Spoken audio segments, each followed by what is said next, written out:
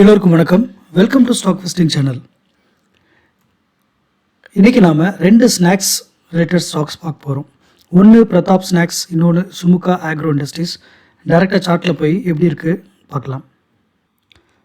பிரதாப் ஸ்நாக்ஸில் இருக்கும் டைமண்ட் அப்படின்ற பேரில் இருக்கும். ஏன்னு கேட்டிங்கன்னா அவங்க கம்பெனி வந்து எல்லோ டைமண்ட். அவங்க வெப்சைட் yellowdiamond.in. அவங்க ப்ராடக்ட்ஸில் போனீங்கன்னா அவங்க என்னென்ன ப்ராடக்ட்ஸ்லாம் டீல் பண்ணுறாங்க அப்படிங்கிற டீட்டெயில் எல்லாம் இங்கே இருக்கும். ஃபுல்லாக ஸ்நாக்ஸ் ரிலேட்டட் தான். சரி, சார்ட்டில் பார்ப்போம். இந்த ஸ்டாக்கை பொறுத்த வரைக்கும் இந்த ஜோன் தான் இந்த ஸ்டாக்கோடைய ஒரு க்ரூஷியலான ஜோன். அதாவது 790 to 950. ஸோ கிட்டத்தட்ட இந்த 150 ரூபா, இந்த 150 ரூபா ரேஞ்சில் தான் இந்த ஸ்டாக்கோடைய ஒரு நல்ல ஜோன் இருக்குது. அதாவது அக்யூமுலேஷன் ஜோனாக இருக்கட்டும், எதுவாக இருந்தாலும். இங்கே கடந்த காலம் பார்த்திங்கன்னா இங்கே போகிறதும் கீழே வர்றதும் போகிறதும் கீழே வர்றதுமா இந்த தான் வந்து ஒரு முக்கியமான ஜோன். இந்த 950 பிரேக் அவுட் ஆச்சுன்னு சொன்னால் 1450 வரைக்கும் போகிறதுக்கான வாய்ப்பு உள்ள ஒரு ஸ்டாக் தான் இந்த பிரதாப் ஸ்நாக்ஸ், அதாவது டைமண்ட். சரிங்களா? ஸோ இப்போ நம்ம ஏன் இந்த ஸ்டாக் எடுத்திருக்கோன்னு பார்த்தீங்கன்னா, இப்போ இங்கேருந்து எடுப்போம். இப்போ நான் வந்து போன வருஷத்தை எடுப்போம்.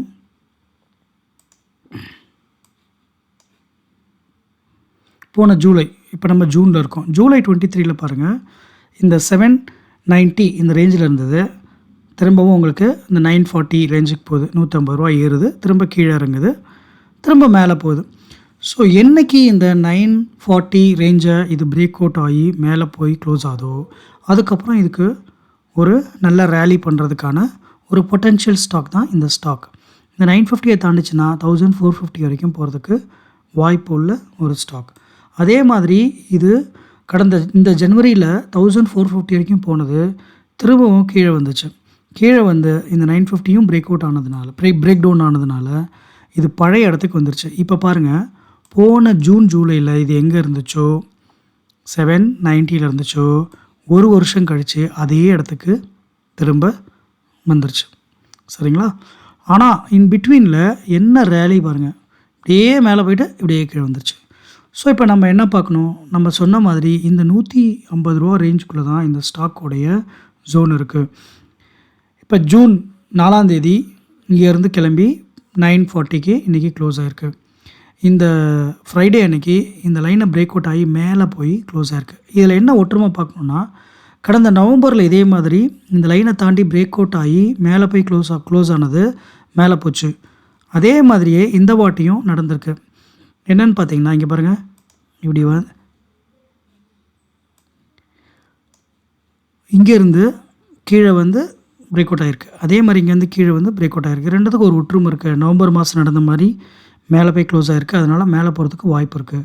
இப்போ நம்ம இந்த ஸ்டாக்கில் என்ன கவனிக்கணும் அப்படின்னா, பழைய கேண்டில் வந்து நல்ல பெரிய கேண்டில், இது சின்ன கேண்டில் தான்.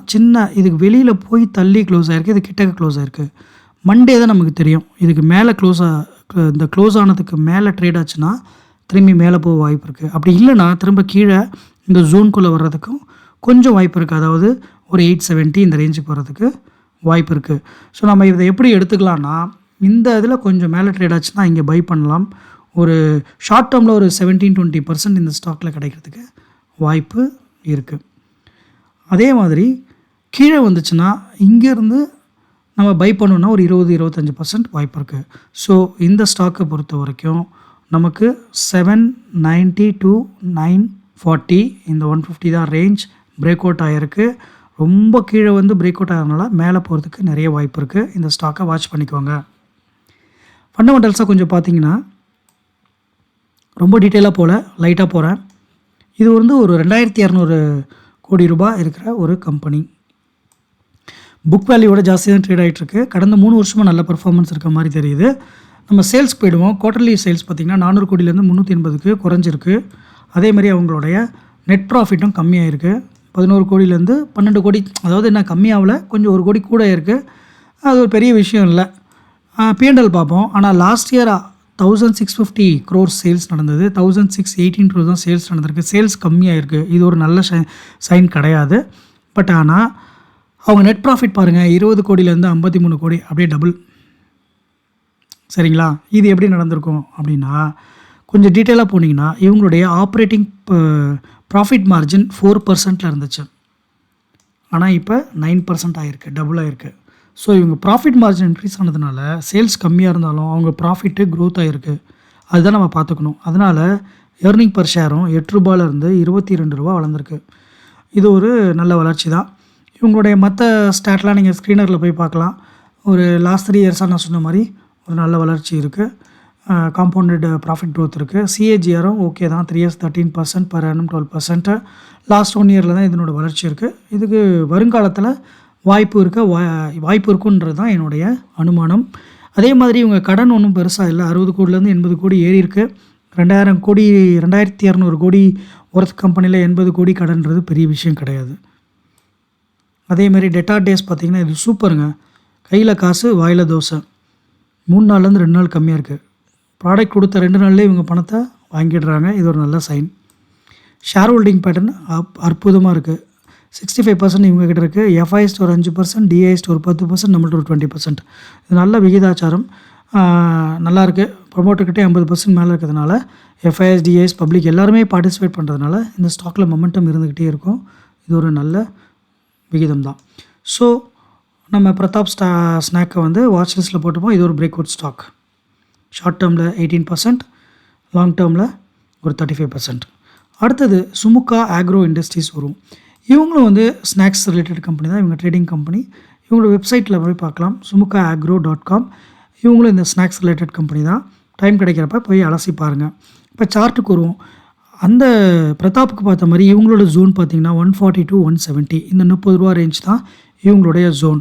இப்போ நம்ம வந்து கடந்த 3 நாளாக மிஸ் பண்ணிட்டோம். முன்னாடி இந்த சப்போர்ட்லேருந்து பல இடத்துக்கு வந்துருச்சு. பட் ஆனால் இதில் ஒரு நல்ல விஷயம் என்னென்னு பார்த்தீங்கன்னா, கொஞ்சம் மேலே தான் க்ளோஸ் ஆகிருக்கு க்ரீனில். இதில் சில அனலைசிஸ் நான் சொல்கிறேன் பாருங்கள். இது வந்து 140 ஒரு நல்ல சப்போர்ட் ஜோன். ஏன்னு பாருங்கள், கடங்காலத்தில் இந்த இடத்துல தடுமாறும் நல்லா. இந்த இடத்துல தடுமாறி தான் இந்த இடத்துக்கு ஒரு 170 அது குரூஷியல். இங்கேயும் அதால் வந்து பெரிய பிரேக் அவுட்லாம் பண்ண முடியாது. அப்படியே போனாலும் ஒரு ₹10 மேலே போகும். ₹180 அவ்வளோதான், திரும்ப கீழே வந்துடும். இந்த இடத்துலாம் தடுமாறும் ரொம்ப. இந்த 180 உடைச்சா மட்டும்தான் அது ₹200 ஜோனுக்கு போகும். ஆனால் ரொம்ப ரேர். வழக்கமாக அது வந்து இந்த 140 to 170, அதிகபட்சம் 180. ஸோ இப்போ நம்ம ஏன் இந்த ஸ்டாக் எடுத்துருக்கோன்னு பார்க்குறீங்களா? ஏற்கனவே 170 வந்துருச்சு. அதிகபட்சம் ஒரு ₹10, ஒரு 7 to 8% இங்கே வாய்ப்பு இருக்குது. அதுவும் ஒரு நல்ல விஷயம் தாங்க. ஒரு வாரத்தில் ஒரு 7% கிடைக்கிதுன்னா சின்ன விஷயம் கிடையாது. 1 வீக்கில் 5%ன்றது ஒரு நல்ல விஷயந்தான். ரிஸ்க் எடுக்கணும்னு நினைக்கிறவங்க இந்த இடத்துல வாங்கி இங்கே விற்கலாம். அப்படி இல்லைன்னா கீழே வந்துச்சுன்னா இங்கே வாட்ச் லிஸ்ட்டில் போட்டுட்டு கீழே வந்துச்சுன்னா வாங்கி ஒரு ஸ்விங் ட்ரேடுக்கு இது ஒரு நல்ல ஸ்டாக்குன்னு தான் எனக்கு தோணுது. ஆனால் இன்னொரு விஷயம் நான் சொல்கிறேன், ஏன் இது வந்து இங்கேருந்து ஒரு 10% மேலே போகிறதுக்கு வாய்ப்பு இருக்குதுன்னு நான் சொல்கிறேன்னா, எப்போல்லாம் இந்த 170 ரேஞ்சில் பிரேக் அவுட் ஆகுதோ அப்போ எல்லாம் ரெட்டில் விழுந்துச்சுன்னா கீழே வருது, க்ரீனில் விழுந்தால் மேலே போகுது. இங்கே பாருங்கள், ஒரு வாட்டி மார்ச்சில் க்ரீனில் விழுந்துச்சு, கொஞ்சம் மேலே போச்சு. ஆனால் அதுவே ரெட்டில் விழுந்துச்சுன்னா இங்கே பாருங்கள், ஏப்ரலில் ரெட்டில் விழுந்து கீழே வந்துருச்சு. திரும்ப ட்ரை பண்ணியிருக்கு, May 21 கீழே வந்துருச்சு. திரும்பவும் May 30 ட்ரை பண்ணி கீழே வந்தது. திரும்பவும் June 4 ட்ரை பண்ணி கீழே வந்துச்சு. ஸோ எப்பப்பெல்லாம் இது பிரேக் அவுட் நிறையா வாட்டி ட்ரை பண்ணியிருக்கு இந்த 170 ரேஞ்சை பிரேக் பண்ணுறதுக்கு. பட் ஆனால் சேல்ஸ் ப்ரெஷர் இங்கே ஜாஸ்தியாக இருக்கிறதுனால அழுத்தி கீழே கொண்டு வந்துடுறாங்க. பட் ஃப்ரைடே என்ன நடந்திருக்குன்னா, இங்கே சேல்ஸ் ப்ரெஷரே இல்லை, நல்ல மொமெண்டம் காட்டியிருக்கு. இப்போ இண்டிகேட்டரில் வால்யூம் பார்ப்போம். வால்யூம் பாருங்கள், சூப்பராக இன்க்ரீஸ் ஆகிருக்கு. சரிங்களா? அதனால் வால்யூம் இன்க்ரீஸ் ஆகிருக்கு. நம்மளுடைய எம்ஏசிடி சார்ட் பார்த்தாலும் இங்கே பாருங்கள், பிரேக் அவுட் நடந்திருக்கு Thursday. அதனால தான் ஃப்ரைடே வந்து உங்களுக்கு ஏறி இருக்குது. ஸோ இது மேலே போகிறதுக்கு வாய்ப்பு தான் நிறையா இருக்குது. அதனால் இந்த ஸ்டாக்கை நீங்கள் வாட்ச் பண்ணிக்கலாம். ரிஸ்க் எடுக்கணும்னு முடியாதுன்னு நினைக்கிறவங்க திரும்ப கீழே வந்துச்சுன்னா கீழே வரப்போ வாங்கிக்கலாம். அதுக்கும் வாய்ப்பு இந்த ஸ்டாக்கில் நிறையா இருக்குது. ஸோ பிரதாப் ஸ்நாக்ஸ் மாதிரி சுமுகா ஸ்நாக்ஸும் ஒரு பிரேக் அவுட் கண்டிஷனில் தான் இருக்குது. ஸோ இந்த 2 ஸ்டாக்கையும் இன்றைக்கி நம்ம பார்த்துட்டோம். இதனுடைய ஃபண்டமெண்டல்ஸ் வந்து லைட்டாக டச் பண்ணலாம். அன்லைக் பிரதாப் ஸ்நாக்ஸ், இது வந்து சின்ன கம்பெனி. அவங்க வந்து 2200 கோடி கம்பெனி, இவங்க 120 கோடி கம்பெனி. பென்னி ஸ்டாக்னே வச்சுக்கலாம். புக் வேல்யூவோட ஜாஸ்தியாக தான் ட்ரேட் ஆகிட்டுருக்கு, ரொம்ப ஜாஸ்தியாக ட்ரேட் ஆகிட்டுருக்கு. ஆனால் ROC ROE வந்து நல்ல ரேஞ்சில் இருக்குது. இவங்க மற்றதெல்லாம் நம்ம டீட்டெயில்டாக அப்புறம் பார்க்கலாம். ஒரு குயிக்காக பார்க்கணுன்னா இவங்களுடைய சேல்ஸ் குவார்ட்டர்லி சேல்ஸ் வந்து இன்க்ரீஸ் ஆகிருக்கு. இவங்களுடைய ஆப்ரேட்டிங் ப்ராஃபிட் மார்ஜின் பயங்கரமாக இன்க்ரீஸ் ஆகிருக்கு. அதனால் அவங்க நெட் ப்ராஃபிட்டும் ஓரளவுக்கு இன்க்ரீஸ் ஆகிருக்கு. இயர்லியில் பார்த்தீங்கன்னா சேல்ஸ் வந்து 27 கோடியிலேருந்து 54 கோடி டபுள் ஜம்ப்பு. அதேமாதிரி நெட் ப்ராஃபிட்டு 2 கோடியிலேருந்து 4 கோடி ஜம்ப்பு. ஆப்ரேட்டிங் ப்ராஃபிட் மார்ஜினும் 11%லேருந்து 12% இன்க்ரீஸ் தான் ஆகிருக்கு. ஸோ இந்த கம்பெனி வந்து க்ரோயிங் பாத்தில் இருக்குது. கடந்த 3 வருஷமாக 3 இயர்ஸாக இதனுடைய நல்ல க்ரோத் இருக்குது. லாஸ்ட் இயர்லேயும் நல்லா தான் இருக்குது. பட் 3 இயர்ஸில் நல்ல மொமெண்டம் இருக்குது. 12 மந்த்ஸ் ட்ரெயிலிங் பார்த்திங்கன்னா 134. ஸோ இது ஒரு நல்ல விஷயந்தான். மற்றபடி நம்ம டேரெக்டாக ஒரு நெகட்டிவ் இருக்குது. இவங்களோடதில் டெட்டா டேஸ் பார்த்திங்கன்னா 141 நாள், அதாவது கிட்டத்தட்ட 5 மாதத்துக்கு கொஞ்சம் கம்மி. அதாவது என்னென்னா இவங்க ட்ரேடிங்கில் இருக்கிறதுனால கொடுத்து வாங்குறது லேட் ஆகும் போல். அவங்க சேனலில் சேல்ஸ் சேனலில் கொடுத்துட்டு பணத்தை வாங்குறது லேட் ஆகும் போல். இது வந்து அந்த இண்டஸ்ட்ரிக்கே உரியதாக இருக்கலாம். பட் இருந்தாலும் இது ரொம்ப ஜாஸ்தி. இதை கம்மி பண்ணணும். இந்த மாதிரி 60 டேஸ் கிரெடிட் பீரியட் மாதிரி இவங்க கம்மி பண்ணாங்கன்னா நல்லாயிருக்கும். அடுத்தது ஷேர் ஹோல்டிங் பேட்டர்ன் பார்த்திங்கன்னா இவங்க ப்ரொமோட்டர்ஸ் கிட்ட அப்போலேருந்து 20% தான் இருக்குது. நம்ம தான் ஜாஸ்தியாக வச்சுருக்கோம். இங்கே நம்ம தான் ராஜா. எஃப்ஐஎஸ் பாருங்கள் 15% வச்சுருக்காங்க. டிஐஎஸ் கிட்ட இல்லை. எப்போ கிடைக்கும்? எஃப்ஐஎஸ் நாளைக்கு ஒரு 4% 3% விற்றாங்கன்னா டிஐஎஸ் போய் வாங்கி சமாளிப்பாங்க.